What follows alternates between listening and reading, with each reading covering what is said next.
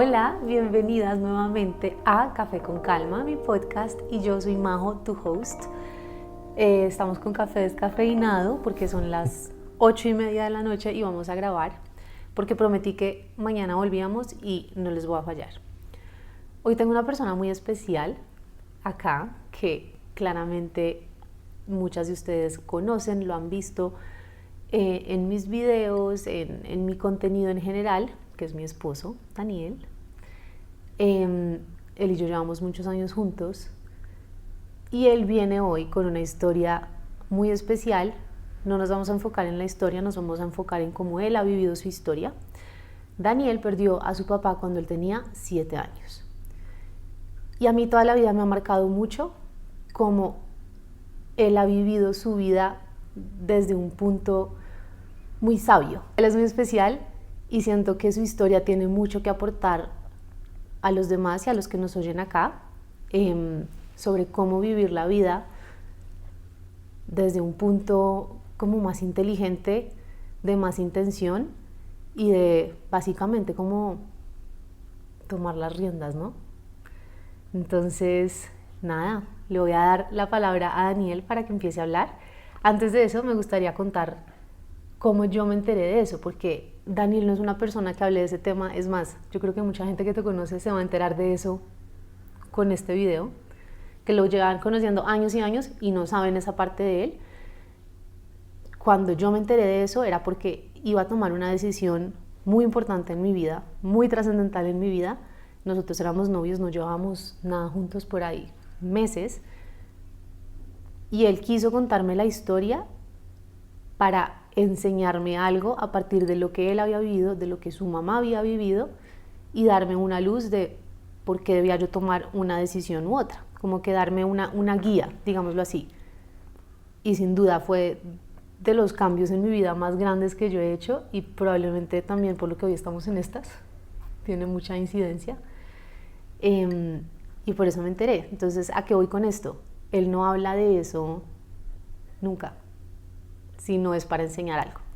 Entonces, pues nada, mi amor. Bueno, primero gracias por la invitación. Yo realmente cuando Majo me dice que la gente le gusta o le ha gustado el formato mío participando en el podcast, pues me impresiona un poco.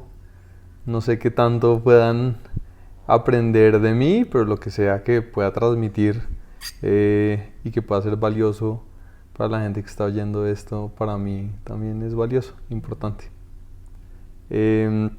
Como tú decías, esto es una parte muy íntima de mi vida, de la vida de mi familia. Usualmente no hablamos del tema y tiene mucho que ver con lo que vamos a hablar hoy sobre la victimización. Entonces no es algo que andemos como comunicando mucho, pero que sí es, pues, la realidad hace parte fundamental de mi historia, de la historia de mi familia y de cómo pues ha cambiado nuestra perspectiva de la vida. Uh-huh. Sin detenerme en los detalles, un poco como para contexto de todos, a mi papá lo matan cuando yo tenía 7 años en un intento de atraco. Quedamos solos, mi hermano tenía 9 años, yo 7, y mi mamá queda sola con la responsabilidad de criar 2 niños de la nada. Y empieza un camino como de resiliencia de ese núcleo familiar y de ahí como uno empieza a ver la vida de determinada forma, arrancando tan niño.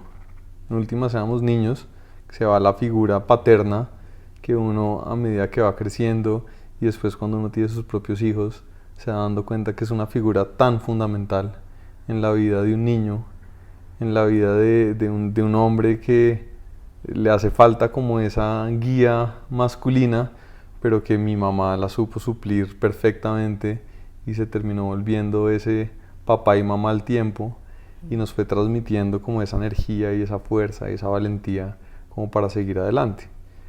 Yo quiero hacer una aclaración, y es que en ningún momento creo que mi vida sea un caso de éxito, ni quiero alardear de que soy X o Y. Sencillamente es una es como mi mi forma de ver la testimonio. vida. Sí, es mi testimonio. Si alguien lo quiere ver como un caso que vale la pena utilizar como herramienta para lo que está viviendo, magnífico, pero en ningún momento quiero hacer alarde de nada, de que mi vida es buena, mala. Ese calificativo se lo pondrá a cada persona.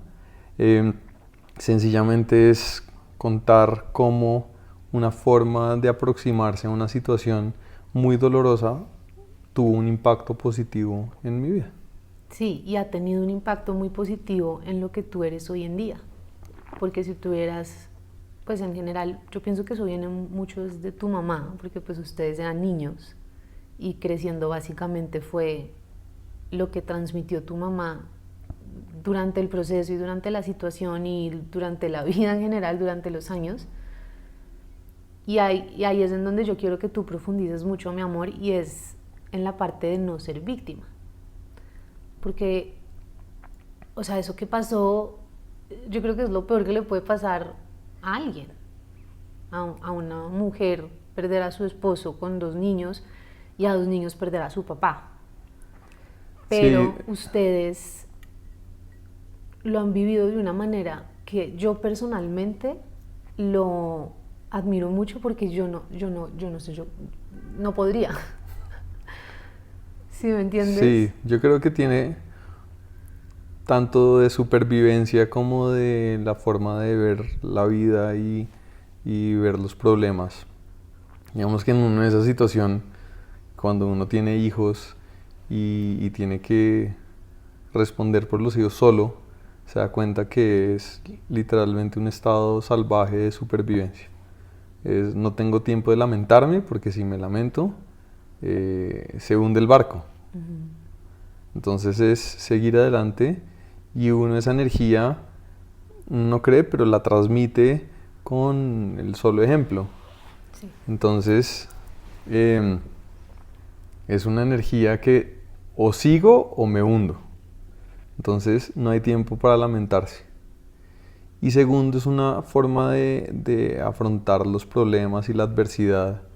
Y ya tiene mucho que ver con el camino que uno toma ante una situación.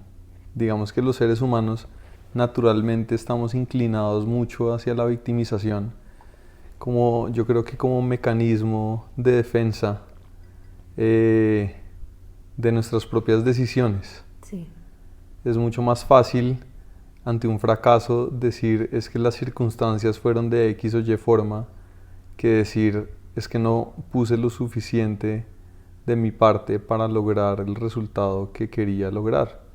Y en cualquier situación, por pequeña o grande que sea, estamos inclinados hacia la victimización. Es que yo nací en X o Y familia, es que yo nací en X o Y situación socioeconómica. Eso muchas veces es más atractivo que decir es que yo no puse suficiente trabajo, es que yo no fui lo suficientemente diligente. Eso no quiere decir que no haya circunstancias objetivas que hacen que determinadas personas arranquen. Ventaja, sí, sí, sin como el duda. privilegio, uno no desconoce el privilegio No, que para naturalmente nada. existe, sí.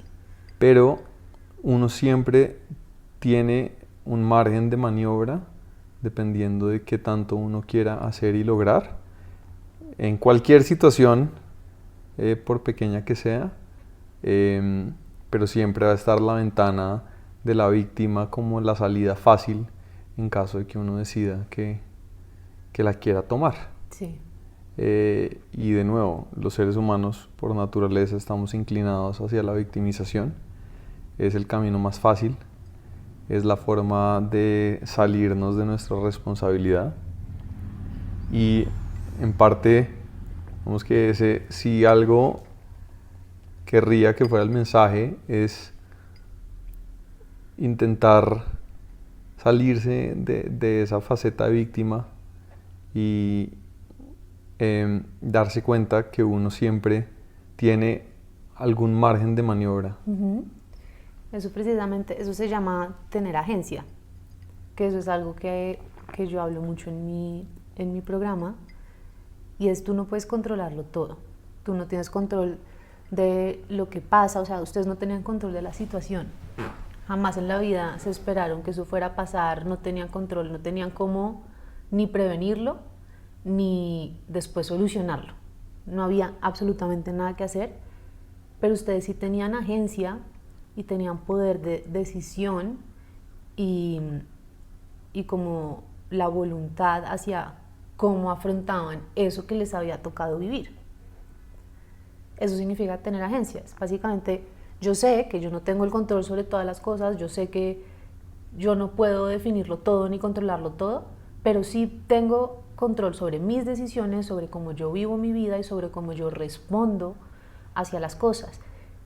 Y a mí eso me impresiona mucho de cómo tú lo tienes desde tan chiquito, porque tú tuviste, pues yo pienso que naturalmente tú tuviste que madurar y crecer muy chiquito, tener muchas responsabilidades por las circunstancias de más adulto, muy chiquito, o sea, cosas que tú empezaste a hacer muy chiquito, yo las empecé a hacer probablemente cuando me casé, ¿sí me entiendes?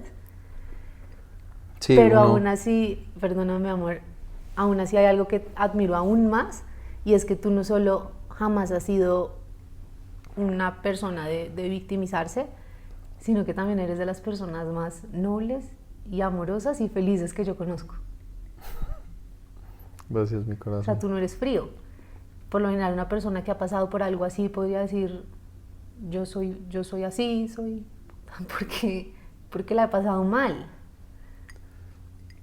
Sí, digamos que eso ya viene muy de la mano con cómo uno quiere llevar su vida y enfrentar las situaciones. Eh, y bueno, eso ya es frase de cajón y mensaje motivacional que uno recibe en el celular de cadena de oración, y es uno no puede reaccionar, perdón, uno no puede controlar lo que le pasa, pero sí la forma como reacciona Las cosas. ante las cosas, y es 100% cierto. Eh, Volviendo al tema de la agencia y volviendo al tema de la victimización, yo siento que a las personas les cuesta, y a mí me cuesta mucho, eh, responsabilizarse de sus propios actos. Eh, Esa responsabilidad es difícil. Uno saber que las consecuencias del camino de la vida son el resultado de principalmente de las decisiones que uno ha tomado. Y por eso también es que también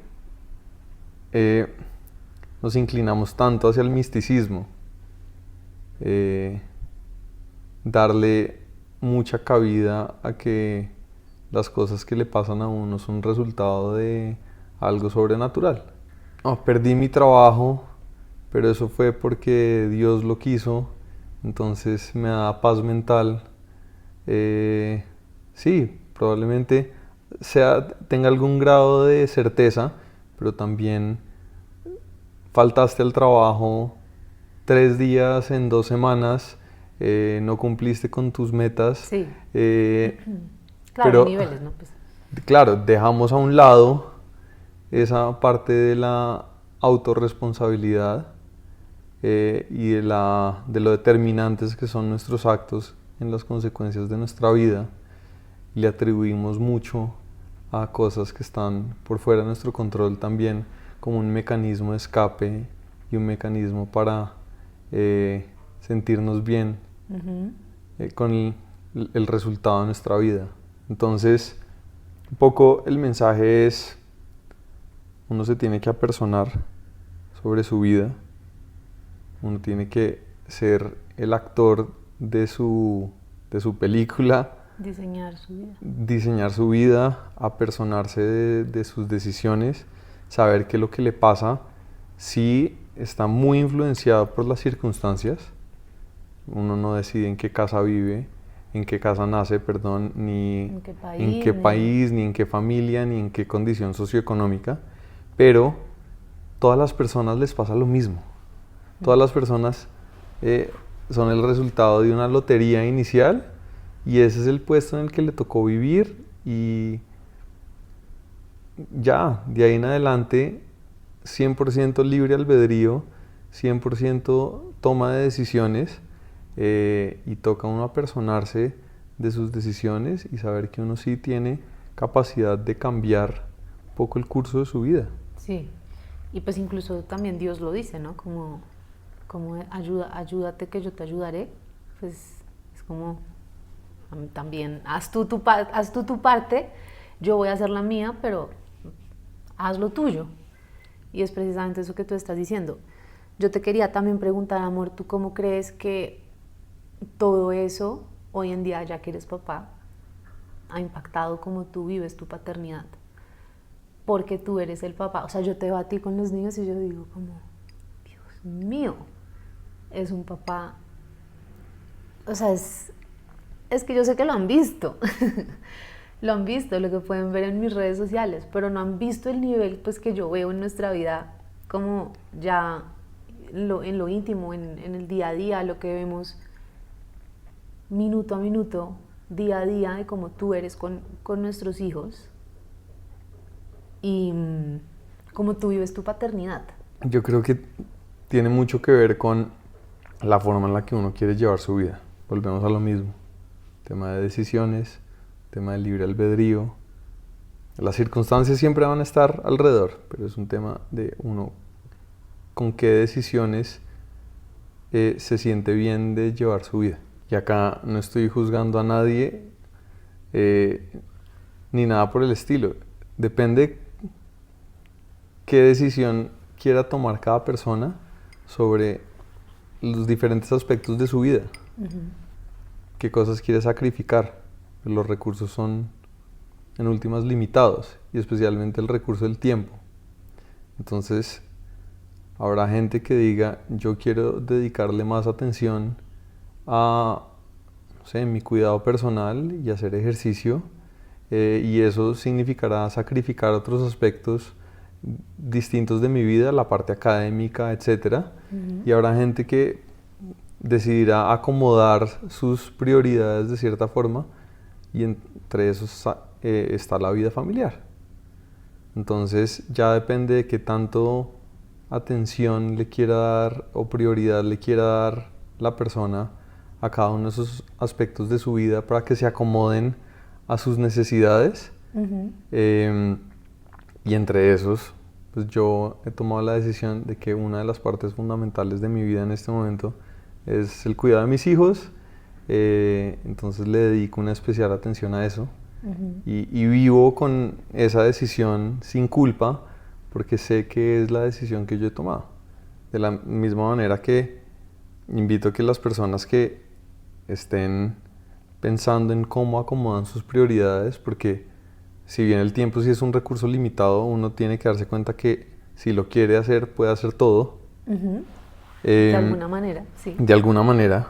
No significa que todo lo hagas en la misma cantidad de tiempo. No, de acuerdo, pero uno, si quiere hacer algo, lo puede hacer todo. Gaby, por ejemplo, yo estaba trabajando con Gaby recién nacida, haciendo la maestría desde la casa, todo al mismo tiempo, pero uno si se pone la meta determinada a lograrlo, lo puede hacer. Pero de nuevo, lo importante es, independientemente de cuál sea la decisión y de cuál sea la prioridad de cada persona sobre lo que quiera hacer con su vida y con su proyecto, porque en últimas es un proyecto, lo importante es hacerlo sin culpa, sin darse golpes de pecho, porque eventualmente habrá gente que diga, oiga, es que se pasó el tiempo y le dediqué mi vida a ver fútbol. Sí. Y mis hijos se crecieron y no los disfruté. Sí. Esa fue la consecuencia de sus decisiones y está bien, siempre y cuando la gente viva en paz con sus decisiones. Ahí lo importante es que uno sea consciente de que está tomando esa decisión de manera consciente y tú digas, ok, para mí, que si para alguna persona esa es la prioridad, pues está perfecto. Cada quien define sus vainas y cada loco con su cuento, con su baile, como se diga. Si alguien define eso, la diferencia está en que lo defina y lo decida conscientemente y no que sea como que la vida le pasó y la persona simplemente como que estaba ahí por default y después dijo, ay, pues pucha, yo nunca estuve con mis hijos. y vienen la culpa, el remordimiento, como que esa carga de conciencia y todo eso, a pesarle a las personas. Y eso es en todos los escenarios de la vida. Y ahí yo creo que tú hablas de algo muy importante también, que es como lo que siempre me dices, mindfulness, Sí. de la Es presencia. clave. Nosotros hoy en día todas las personas estamos completamente distraídas, bombardeadas con ¿cómo se llama esta hormona? La cortisol, no, dopamina. Con dopamina. Entonces estamos permanentemente bombardeados de dopamina inmediata, de estar en el celular scrolling en redes sociales, de estar buscando gratificación instantánea,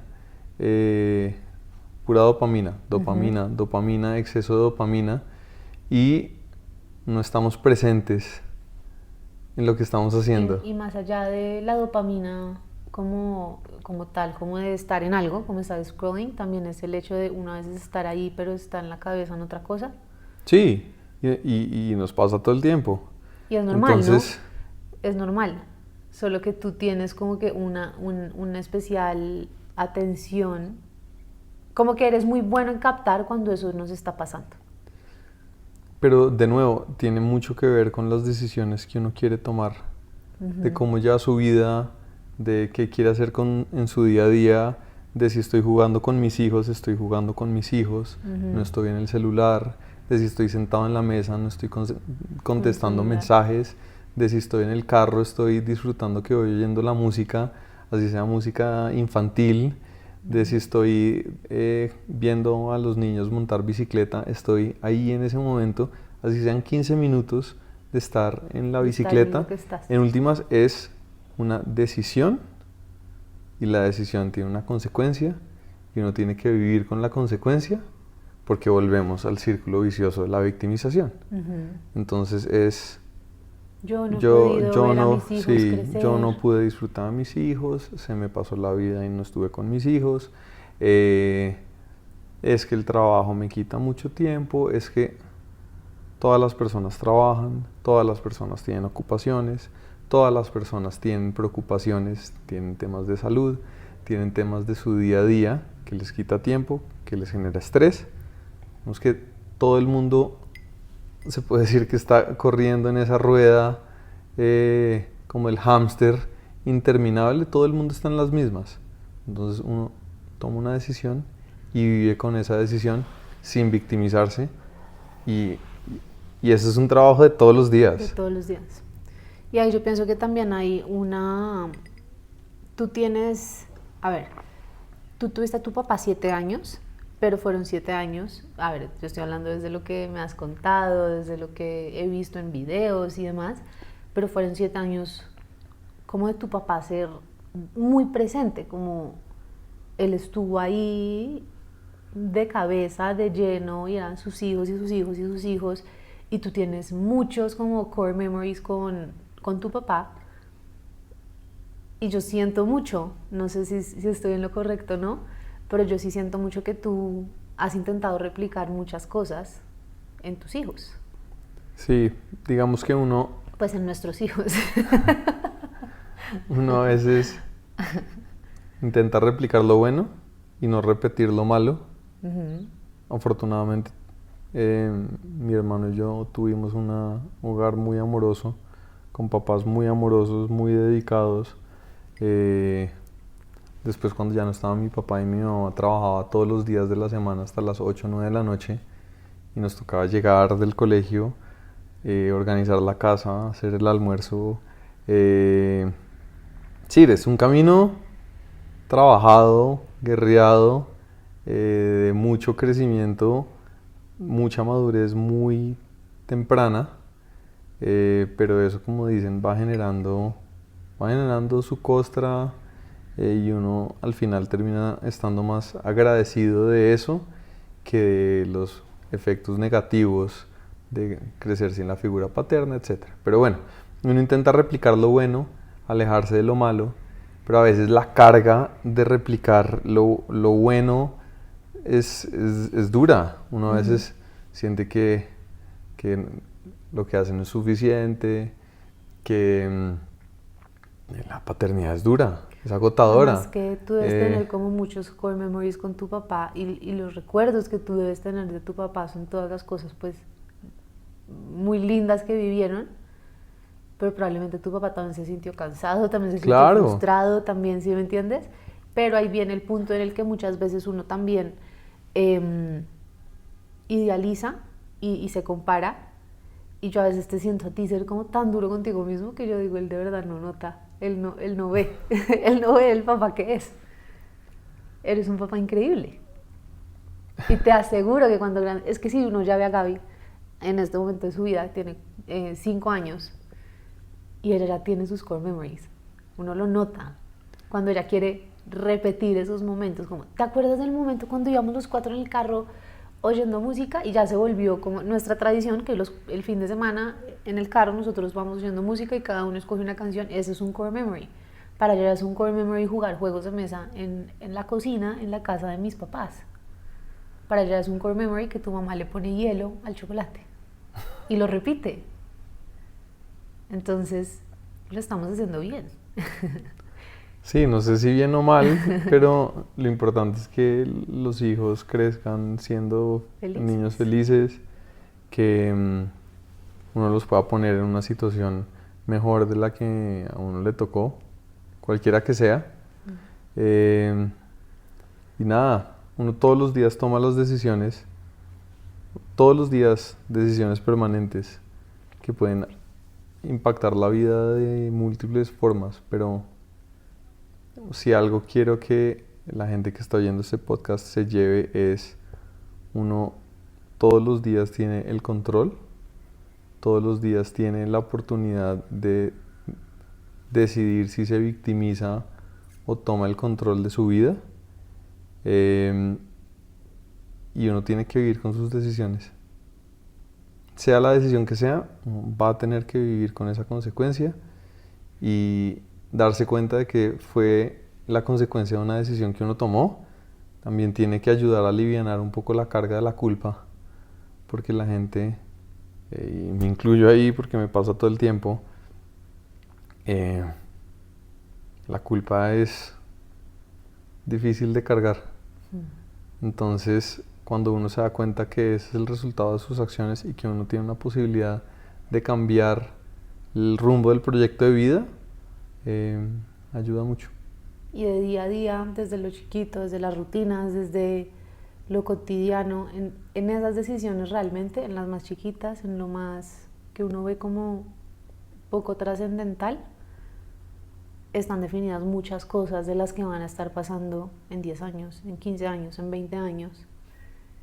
Y nada, yo quería invitarte hoy por eso, porque tú eres una persona pues que para mí es un ejemplo de vida en ese aspecto, en tener agencia, en decidir vivir algo muy doloroso, no desde la victimización, sino como un motor, como listo, esta es mi vida, esta es mi historia, pero vamos a vivir bien con lo que está, como fue, y básicamente fue como pa'lante, como jamás en la vida yo te he oído a ti ni siquiera quejarte de eso. Entonces es muy, amor, a mí me parece una cosa muy valiosa que yo sé que tú no notas, pero es impresionante. Y eres lo que eres por eso. Sí, digamos que uno es el resultado de lo que ha vivido y de lo que le tocó. No puedo quitarle crédito a mi mamá, a mi hermano, a mi tía, que es una segunda mamá, ni a toda la gente que estuvo en el camino apoyando, a ti, a mis hijos. Digamos que todo ese conjunto de grupo de apoyo es fundamental. Y nada, de nuevo yo no quiero decir que yo soy ejemplo para nadie de nada, sino el resultado de una experiencia que puede ser útil para el que lo esté oyendo. Sí, pero si eres un ejemplo. Si eres un ejemplo, eres, como tú dijiste, un testimonio y una prueba en la vida de cómo se ven las cosas cuando tú decides no victimizarte, sino trabajar con lo que tienes básicamente y moverte desde ahí, desde tu realidad, desde tu contexto, sin estar como que intentando cambiar lo que ya fue, sobre lo que no tenías control, sino que simplemente moverte desde lo que tienes, desde lo que sí tienes control, reaccionar a algo tan difícil que obviamente ha sido un proceso pues, o sea, de años y años y años y años y tiempo, de mucho trabajo, de crecimiento personal, de tu mamá, probablemente cosas que tus papás venían trabajando incluso desde antes de que pasara todo eso, que los ha traído acá y definitivamente marca la diferencia en cómo uno vive la vida. Te aseguro que hay muchas personas que han vivido lo mismo que tú, que no han salido de ese hueco y se han quedado ahí. Entonces sí es un ejemplo, sí vale la pena que lo hables, sí vale la pena que la gente lo conozca, y no para hablar como desde el morbo, como que muchas veces uno ve que la gente habla desde el morbo, no, porque si tú sabes que a mí algo me molesta es eso, cuando la gente intenta como sacarte la información sobre algo que fue tan doloroso para ti, sino desde el punto como de vivencia que puede dar una enseñanza a alguien más que probablemente lo esté pasando. Seguramente muchas mujeres en este momento perdieron a sus esposos, muchos niños perdieron a sus papás, o muchos hombres han perdido a sus esposas, y oír la historia de alguien como tú le va a funcionar y le va a ayudar. Ojalá le sirva al que lo esté oyendo de algo. Sí, y gracias por la invitación. Te amo. Yo a ti. Yo había hecho como una estructura y no seguimos nada. Yo dije, no, dejémoslo ser, que simplemente fluya la información. ¿Quieres decir algo más? No, gracias por la invitación. Ojalá le sirva de algo mi experiencia. Vas a ver que sí, eres el mejor. Te amo mucho. Yo a ti.